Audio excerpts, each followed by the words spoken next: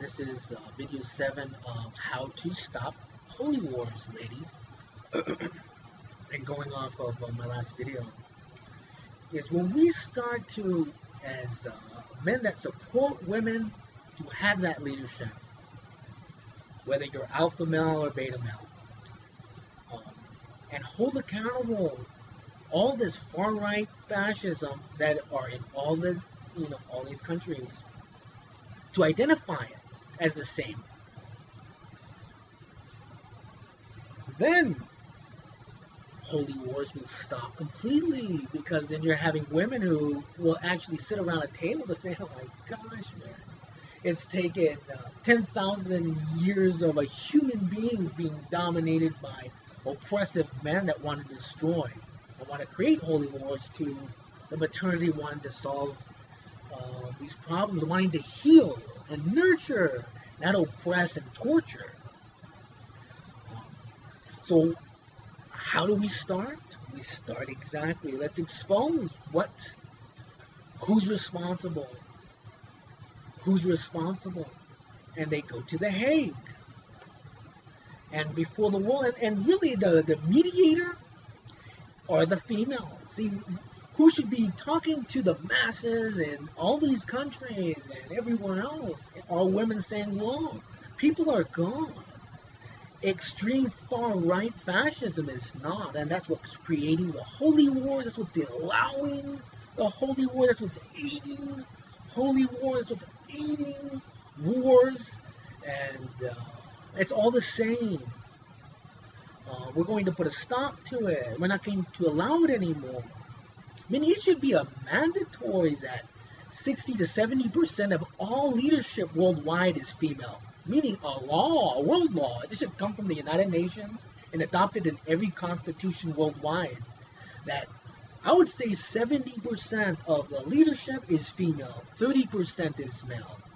As a law, you can't get the Putins, you can't get the far-right fascist conservatives in America, Canada, Australia, Indonesia, Saudi Arabia, Pakistan, all the far-right extreme conservatives. They're a minority. The majority is the maternal leadership. That should be adopted as a law worldwide. And then saying, who can we actually find who allowed 9/11 to happen on American soil? Identifying who are the extreme conservatives over there. Oh, I mean, a lot of those guys got wiped out. But still, the extreme far-right conservatives here in America, nothing.